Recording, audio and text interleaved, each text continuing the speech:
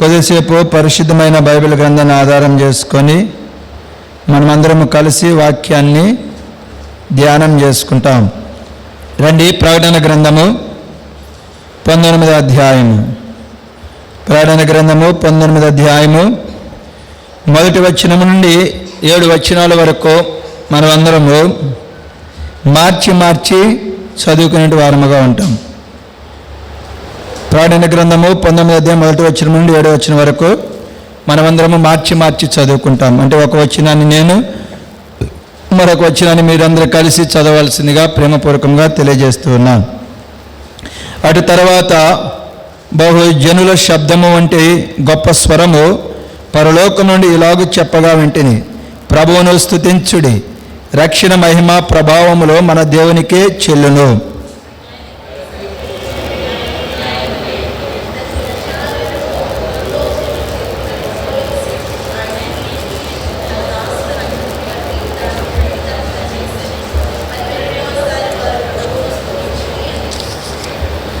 ఆ పట్టణపు పొగ యుగ యుగముల పైకి లేచుచున్నది. అప్పుడు ఆ 24 పెద్దలను 4 జీవులను సాగిలపడి ఆమేన్, ప్రభువును స్తుతించుడని చెప్పుచు సింహాసనాసీనుడగు దేవునికి నమస్కారము చేసిరి.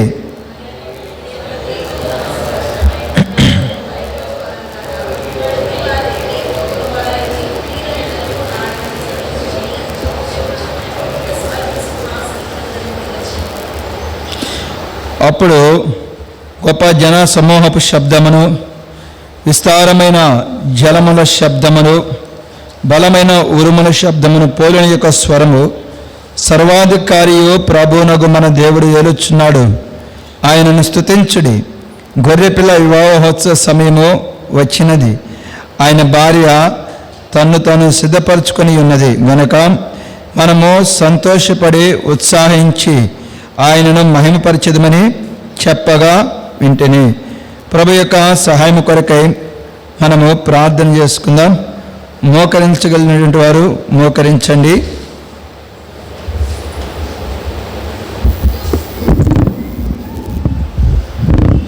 ప్రేమగలిగిన తండ్రి, పరిశుద్ధమైన దేవా, నీ పాదములకే వందనములు, స్తోత్రములయ్యా. ఈ ప్రభు దినాన మొదటిగా మేము పాడుతూ వచ్చిన పాటల ద్వారా మీరు మహిమ పొందినారని నమ్మచ్చు ఉన్నాం. సమయంలో తీసుకుని చూడండి ప్రజలంటి వారిని బట్టి మీకే స్తోత్రములు. ఇంకా రావాల్సిన వారిని మీరు జ్ఞాపం చేసుకుని త్వరపెట్టి నీ పాసని తీసుకునండి. ఈ సమయంలో మేమును కలిసి చదువుతూ వచ్చినటువంటి ప్రకటన గ్రంథము 1వ అధ్యాయము నుండి 7 వచనం వరకు దేవా మీరు జ్ఞాపకం చేసుకోండి. ఆ 7 వచనాలలో దేవా ఉన్నటువంటి దేవా మా ఆరాధన పురుకొల్పు నిమిత్తమైనటువంటి మాటలను మీరు మాకు వినిపించండి. నిశ్చయముగా ఒప్పుకొనుచున్నాను, నిలబడి మీ దాసునైన నేను చేరవచ్చినటువంటి వారి కంటేను దేవ యంత్ర శబ్దం ద్వారా వాక్యం వినిచినటువంటి వారి కంటేను ఏమాత్రమే యోగ్యుడైన కాను. ఆయనను మీ కృప చొప్పున మీరు నన్ను హెచ్చించండి. ఆధిక్యతతో నేను నిలబడుతుండగా నన్ను పూర్తిగా నీ సిలువ చాటును మరుగుపరిచి మొట్టమొదటిగా మీ నాతోను, అటు తర్వాత నీ ప్రజలంటి వారితో మాట్లాడుతున్నామని మా ప్రభువును మా రక్షకునైన యేసుక్రీస్తు వారి పరిశుద్ధ నామమున స్తుతించి ప్రార్థించి అడిగి వేడుకొనుచున్నాం తండ్రి, ఆమేన్.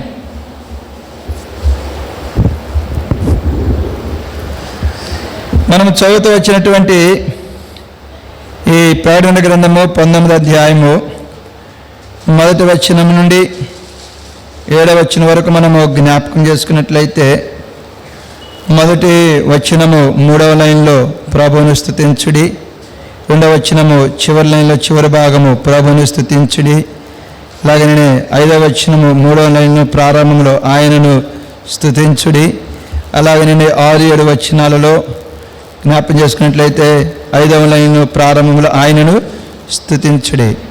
ఇక్కడ ప్రభువును స్తుతించమని ఇక్కడ తెలియజేయబడుతూ ఉన్నది.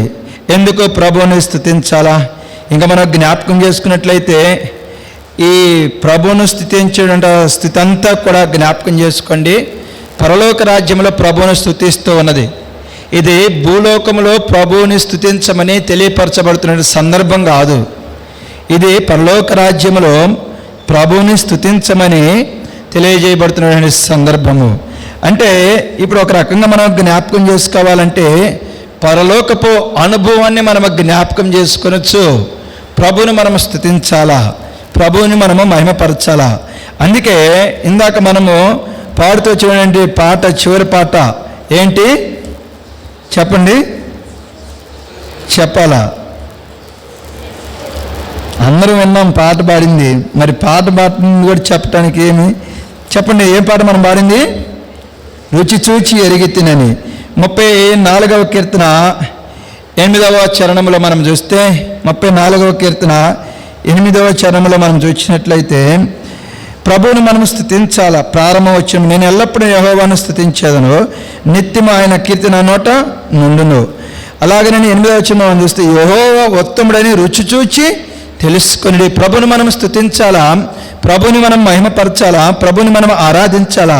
ఎలాగో అంటే ప్రిమింటి వాళ్ళరా, రుచి చూచి మనము ప్రభుని ఆరాధించాలా. అంటే ప్రభుని యేసుక్రీస్తు వారు మనకిచ్చినటువంటి ఆ యొక్క మేలులను ఆత్మ సంబంధముగాను శరీర సంబంధముగాను ప్రిమిటి వాళ్ళలో మనం రుచి చూడాలా. అంటే శరీర సంబంధముగాను రుచి చూస్తూ ఉన్నాం, ఆత్మ సంబంధముగా విశ్వాసముతో ఆ యొక్క పరలోకపు ఆనందాన్ని మనము జ్ఞాపకం చేసుకొనొచ్చు. ప్రభుని మనము స్తుతించేటువంటి వారముగా ఉండాలి, ప్రభువుని మనము మహిమపరిచేటువంటి వారముగా ఉండాలా. మరలా మనము హెబ్రీయులకు రాసిన పత్రిక 6వ అధ్యాయంలో కూడా మనం చూస్తే అక్కడ ఏమని ఉంటుంది? హెబ్రీయులకు రాసిన పత్రిక, అపోస్తలుడైన పౌలు హెబ్రీయులకు రాసిన పత్రిక 6వ అధ్యాయము 4వ వచనం ప్రారంభంలో మనం చూస్తే 6:4, ఒకసారి వెలిగింపబడి పరలోక సంబంధమైన వరమును రుచి చూచి, మనమందరం జ్ఞాపం చేసుకున్నట్లయితే పరలోక సంబంధమైనటువంటి ఆ యొక్క వరమును ఏం చేసామంట? రుచి చూచామంట. అంటే ఇప్పుడు మనం ప్రభువుని ఎలాగో ఆరాధించాలంటే పరలోకపు ఆ యొక్క స్థితిని, పరలోకపు ఆ యొక్క మహిమను మనం జ్ఞాపకం చేసుకొనొచ్చు. హృదయమార ప్రిమింటి వల్ల శరీర సంబంధమైన ఆత్మ సంబంధంగాను విశ్వాసంతో రుచి చూచి ప్రభువుని మనం ఆరాధించేటువంటి వారముగా, ప్రభువుని మనము మహిమపరిచేటువంటి వారముగా ఉండాలా. ఎందుకు ఆయనను మనం మహిమపరచాలా? ఎందుకు మనం ఆయనను ఆరాధించాలా? వారైతే అనుభవపూర్వకముగా వారు ప్రభుని ఆరాధిస్తున్నారు, మనము విశ్వాసంతో రుచి చూచి ప్రభుని మనం ఆరాధించాలి. దీని కొరకే కొన్ని విషయాలు మనం జ్ఞాపకం చేసుకుందాం రండి. 19వ అధ్యాయము ప్రకటన గ్రంథము 1వ వచనంలో మనం చూస్తే, ప్రకటన గ్రంథము 19వ అధ్యాయం 1వ వచనం, అటు తరువాత బహు జనుల శబ్దము వంటి గొప్ప స్వరము పరలోకమందు ఇలాగు చెప్పగా వింటిని, ప్రభువును స్తుతించుడు, ఎందుకు?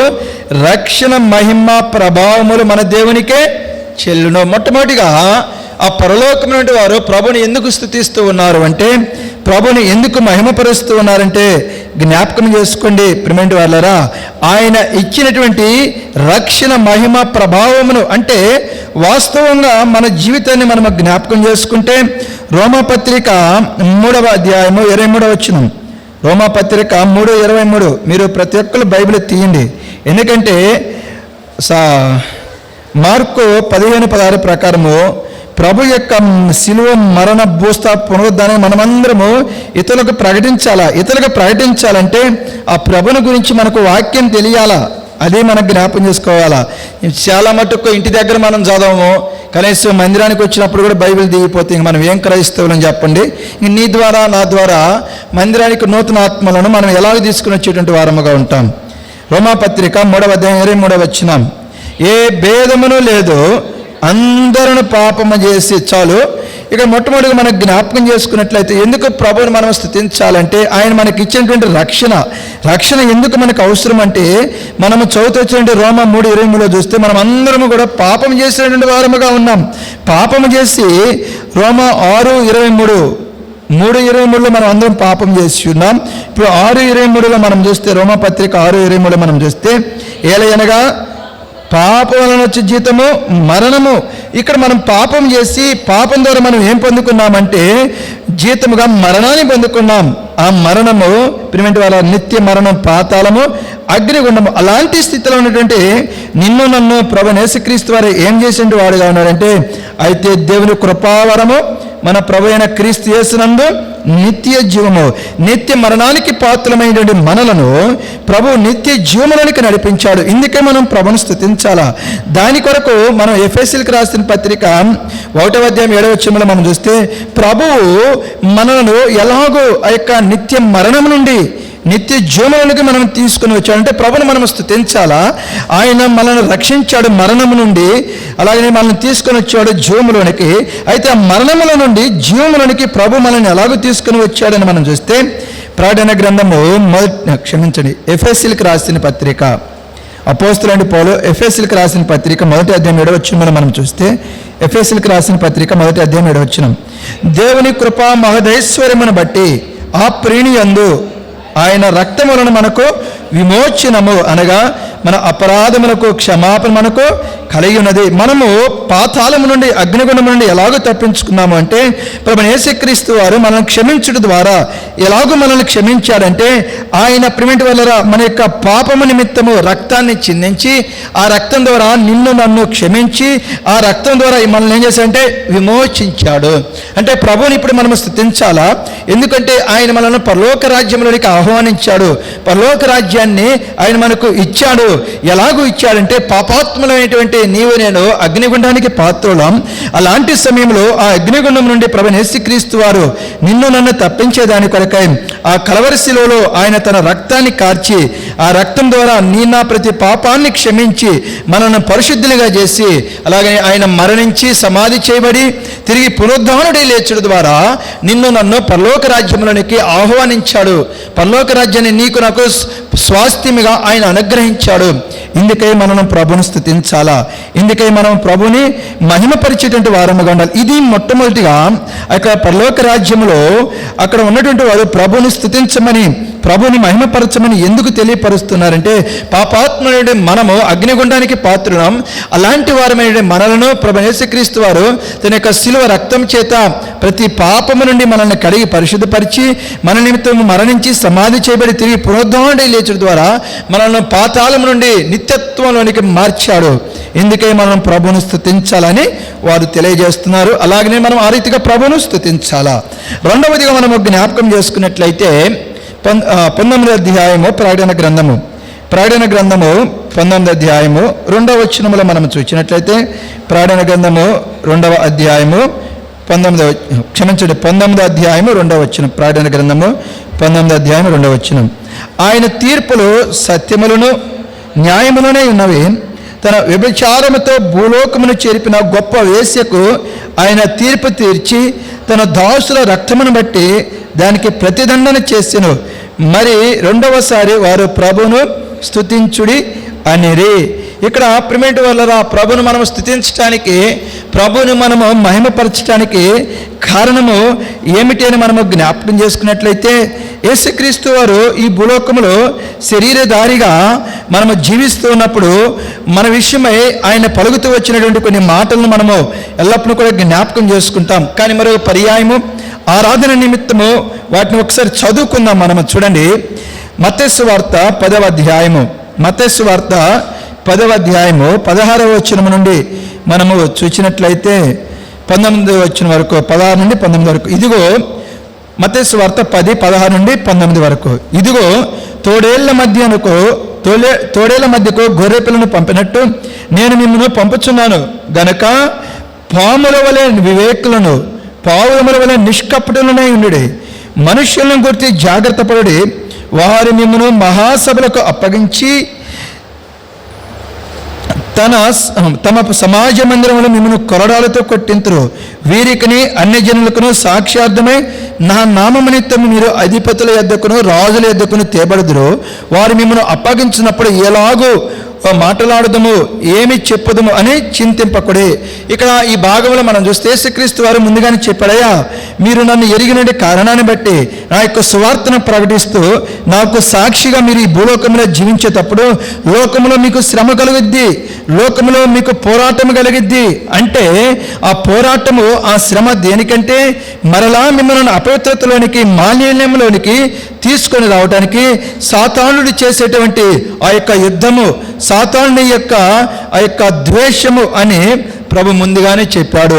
దానికే మనం చూస్తే పేతురు రాసిన మొదటి పత్రిక 5వ అధ్యాయము 8వ వచనం, పేతురు రాసిన మొదటి పత్రిక 5వ అధ్యాయము 8వ వచనములో మనం చూస్తే, నిబ్బరమైన బుద్ధి గలవారై మెలకువగా ఉండి, మీ విరోధైన అపవాది గర్జించు సింహము వలె ఎవరిని మృంగుదాని వెదకచ్చు తిరుగుచున్నారు. సాతాడు మరలా మన పాపపు ఉచ్చులోనికి మనల్ని నెట్టాలని ప్రయత్నం చేస్తూ తిరుగుతూ ఉన్నాడు. అయితే ఇప్పుడు మనం జ్ఞాపం చేసుకోవాల్సింది ఏంటంటే, ప్రకటన గ్రంథము 19వ అధ్యాయము 2వ వచనంలో ప్రభుని ఎవరు స్తుతిస్తూ ఉన్నారంటే, ప్రభు యొక్క సువార్త నిమిత్తము ఆయన నామయార్థము సాక్ష్యాన్ని కాపాడుకొనుచు యొక్క సాతాను చేత, వాని యొక్క అనుచరుల చేత, దూతల చేత ఎవరైతే శ్రమ పడ్డారో, ఎవరైతే హింసలు పొందారో, ఇంకా అందు మాత్రమే కాదు, ఎవరైతే హతసాక్షులుగా మార్చబడ్డారో అలాంటి వారు ప్రకటన గ్రంథము 6వ అధ్యాయము 9-10 వచనాల్లో మనం చూస్తే, ప్రకటన గ్రంథము 6వ అధ్యాయము 9-10 వచనాల్లో మనం చూసినట్లయితే 9 నుండి 10 వచనాల వరకు, ఆయన 5వ ముద్రను విప్పినప్పుడు దేవుని వాక్యము నిమిత్తమును తాను ఇచ్చిన సాక్ష్యము నిమిత్తము వధింపబడిన వారి ఆత్మలను బలిపీఠము క్రింద చూచితిని. వారు నాదా సత్యస్వరూపి పరిశుద్ధుడా, ఎందాక తీర్పు తీర్చకు మా రక్తము నిమిత్తము భూనివాసులకు ప్రతిదండన చేయకు ఉందని బిగ్గరగా కేకలు వేసిరి. ఇక్కడ జ్ఞాపం చేసుకుంటే, ప్రభు కొరకై ఎవరైతే జీవించారో, అది సాక్షి నిమిత్తం కావచ్చు, సువార్త నిమిత్తం కావచ్చు, అలాంటి వారిలో చాలామంది హతసాక్షులు అవుతూ వచ్చారు. అలా అనేక మంది యొక్క రక్తము చిందింపబడుతూ వచ్చింది. వారి యొక్క ఆత్మలో ప్రకటన గ్రంథము 6వ అధ్యాయం మనం జ్ఞాపం చేసుకుంటే, బలిపీఠం యొద్ద మొరపెట్టుకొని వచ్చినారు, అయ్యా మేము నీ కొరకై ఎంతో శ్రమ అనుభవించాం, నీ కొరకై ఎంతో మేము నమ్మకముగా జీవించాం, ఆ సమయంలో అనేక మంది మా యొక్క రక్తాన్ని చిందించి మమ్మల్ని చంపారు, నువ్వు వారికి తీర్పు తీర్చవా అని ప్రభు దగ్గర వారు మొరపెడుతూ ఉన్నారు. అలాగున మొరపెట్టినప్పుడు ఎవరైతే ప్రభు బిడ్డలను హింసించారో అలాంటి వారికి ప్రభు ఏం చేశాడంటే తీర్పు తీర్చాడు, వారికి శిక్ష విధించినటువంటి వాడిగా ఉన్నాడు. అంటే ప్రభు బిడ్డల యొక్క ఆ యొక్క ప్రిమిటివ్ కష్టార్జితాన్ని ఎంతగానో చులకన చేసి, వారిని హింసల పాలు చేసి, వారిని చంపినటువంటి శత్రువులను దేవుడు ఏం చేశాడంటే హతమార్చినటువంటి వాడిగా ఉన్నాడు, వారిని నాశనం చేసినటువంటి వాడిగా ఉన్నాడు. అందుకే ప్రభుని వారు స్తుతిస్తూ ఉన్నారు, అందుకే ప్రభుని వారు మహిమపరిచేటువంటి వారుగా ఉన్నారు. ఇది మనము జ్ఞాపకం చేసుకొని ప్రభుని మనం స్తుతించాలి. అంటే ప్రిమిటి వాళ్ళ ఒక్కటి మనం జ్ఞాపకం చేసుకోవాల్సింది ఏంటంటే, ఈ లోకములో మనం శ్రమ అనుభవిస్తున్నప్పుడు నాకెందుక ఈ శ్రమ అనుకుంటూ ఉన్నాం. కానీ జ్ఞాపకం చేసుకుని ఎవరైతే ప్రభు కొరకై మహిమకరముగా జీవిస్తారో అలాంటి వారు ఖచ్చితంగా పరలోక రాజ్యాన్ని స్వతంత్రించుకునేటువంటి వారుగా ఉంటారు. ఇక్కడ మనం జ్ఞాపకం చేసుకోవాల్సింది ఏమిటంటే, ప్రభువా నీ కొరకై నమ్మకముగా జీవించాలి. మనము ఆరాధించడానికి ఇందాక మనం చెప్పాం, శరీర సంబంధంగా మనం అనుభవపూర్వకంగా ప్రేమిటి వాళ్ళు ఆరాధించాలా, ఇప్పుడు విశ్వాసంతో రుచి చూచి ప్రభును ఆరాధించాలా. ప్రభువా నీ కొరకై నమ్మకముగా జీవించమంటూ ఉన్నాం, నీ కొరకై నమ్మకముగా బ్రతకమంటున్నాం, దాని కొరకై దేవా హతసాక్షిగా మార్చబడటానికై నువ్వు సిద్ధపడమంటూ ఉన్నావు. అలాగూ సిద్ధపడినప్పుడు, అలాగున జీవించినప్పుడు నాకు పరలోక రాజ్యాన్ని ఇస్తానంటూ ఉన్నావు. పరలోక రాజ్యంలో నీ యొక్క సింహాసనం యొద్ద నన్ను కూర్చుండబెడతానని తెలియపరుస్తున్నావని ప్రభువుని ప్రిమిటి వాళ్ళరా మనము స్తుతించాలా. డబ్బు సంపాదిస్తూ ఉన్నాం, ప్రిమిటి వాళ్ళరా సౌఖ్యం ఉంటుందో లేదో మనకు తెలియదు. బిడ్డలను అంటూ ఉన్నాం, చదివిస్తున్నాం, పెంచుతున్నాం, పెళ్ళిళ్ళు చేస్తున్నాం, వారి ద్వారా మనకు సౌఖ్యం ఉంటుందో లేదో మనకు తెలియదు. అలాగనే జ్ఞాపం చేసుకుంటే తిండి తింటూ ఉన్నాం, నీళ్లు పానం చేస్తున్నాం, వాటి ద్వారా మనకు సౌఖ్యం ఉంటుందో లేదో మనకు తెలియదు. కానీ ప్రభు కొరకై మనం యథార్థముగా జీవించినప్పుడు, ప్రభు కొరకై ప్రిమిటి వాళ్ళ అవసరమైతే మన ప్రాణాన్ని అర్పించినను, దానిని పోగొట్టుకున్నాను సరే, మనకు పరలోక రాజ్యం ఉన్నది. దాని ద్వారా ప్రిమిటి వాళ్ళరా మనకు సంతోషము ఉన్నది. ప్రభుతో పాటు ఆయన సింహాసనాన్ని అంటిపెట్టుకునే గొప్ప ఆధిక్యత ప్రభు మనకు అనుగ్రహించాడు. ఎందుకై ప్రభుని మనం స్తుతించాలా. వాళ్ళేమో జ్ఞాపం చేసుకోండి, తమ యొక్క శత్రువులను చంపినటువంటి కారణాన్ని బట్టి ప్రభువుని స్తుతిస్తూ ఉన్నారు. మనం ప్రభుని ఆరాధించడానికి అయితే ఏమిటంటే, మనకు ఆయన కొరకై పడేటువంటి శ్రమ, ఆయన కొరకై పడేటువంటి వేదన ఏది కూడా నిష్ఫలము కావట్లేదు. ఎందుకై ప్రభుని మనము స్తుతించేటువంటి వారముగా, ప్రభుని మనము మహిమపరిచేటువంటి వారముగా ఉండాలి. తర్వాత మూడవదిగా మనము జ్ఞాపకం చేసుకున్నట్లయితే ప్రకటన గ్రంథము 19వ అధ్యాయము 4వ వచనం, ప్రకటన గ్రంథము 19వ అధ్యాయము 4వ వచనం. ప్రకటన గ్రంథము 19వ అధ్యాయము 4వ వచనములో మనం చూస్తే, అప్పుడు ఆ 24 పెద్దలను 4 జీవులను సాగిలపడి ఆమేన్ ప్రభును స్తుతించుడి అని చెప్పొచ్చు, సింహాసనాసీనుడగు దేవునికి నమస్కారం చేసిరే. ఇది ప్రిమిటెడ్ వాళ్ళారా, ఇందాక మనం చెప్పుకున్నాం, ప్రభు కొరకే ఎవరైతే నమ్మకంగా జీవించారో, ఆ ప్రభు బిడ్డలు నమ్మకంగా జీవిస్తున్నప్పుడు, ఎవరైతే పాప పేచితలతో జీవిస్తూ ప్రభు బిడ్డలను చంపారో, ఆ ప్రభు బిడ్డలను చంపినటువంటి ఆ ప్రభు ఆ యొక్క శత్రువులకు ప్రభు ఏం చేశాడంటే తీర్పు తీర్చాడు. అంటే వారిని హతమార్చి ఇక్కడ ప్రభువైన యేసుక్రీస్తు వారు పరలోక రాజ్యంలోనికి వచ్చి ఆయన ఆ పరలోక రాజ్యంలో సింహాసనాసీనుడై ఉన్నాడు. అంటే పరలోక రాజ్యంలో ఆయన కూర్చొని ఉన్నటువంటి వాడుగా ఉన్నాడు.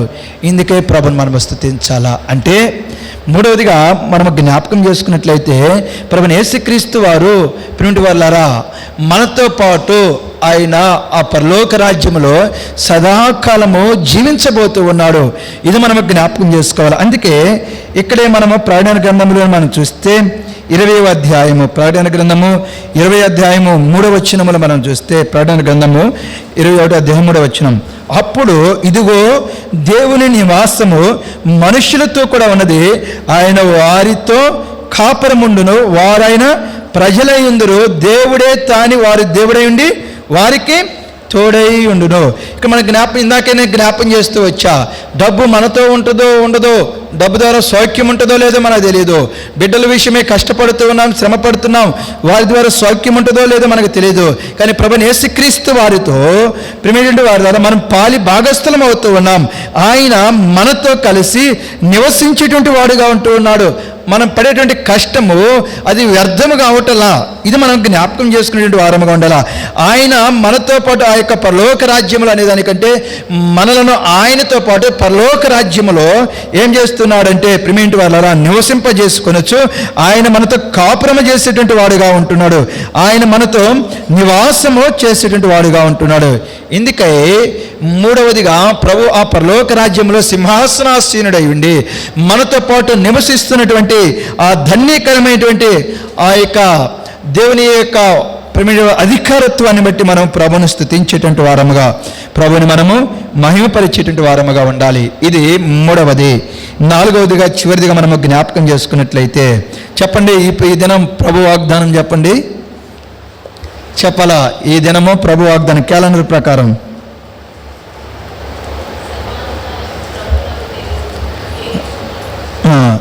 అక్కడ ప్రకటన గ్రంథము 6-7 వచ్చిన 19వ అధ్యాయము 6-7 వచనాలలో మధ్య భాగంలో మనం చూస్తే, నాలుగవదిగా ప్రభువును స్తుతించండి, అయితే ఆయనను స్తుతించండి అని ఎందుకు అంటున్నారంటే, సర్వాధికారియు ప్రభువునగు మన దేవుడు ఏలుచున్నాడు.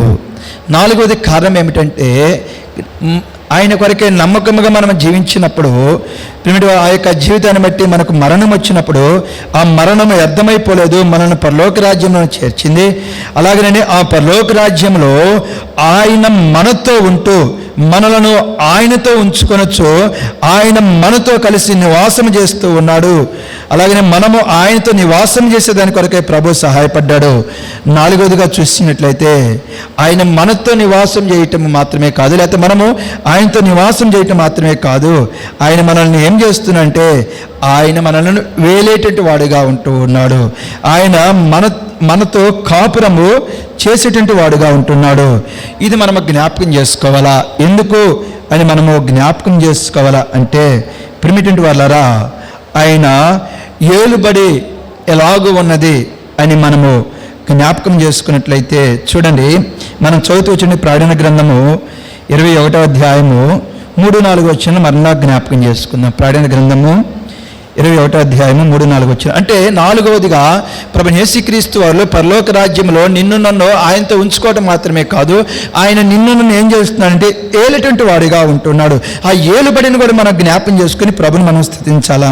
ప్రకటన గ్రంథము 21వ అధ్యాయం 3వ వచనం, అప్పుడు ఇదిగో దేవుని నివాసం మనుషులతో కూడా ఉన్నది, ఆయన వారితో కాపురముండును, వారైన ప్రజల యందును దేవుడు తానే వారి దేవుడైండి వారికి తోడైండు, ఆయన వారి కన్నుల ప్రతి బాష్ప బిందువును తుడిచివేయును, మరణము ఇక ఉండదు, దుఃఖమైనను ఏడ్పైనను వేదనైన ఇక ఉండద్దు.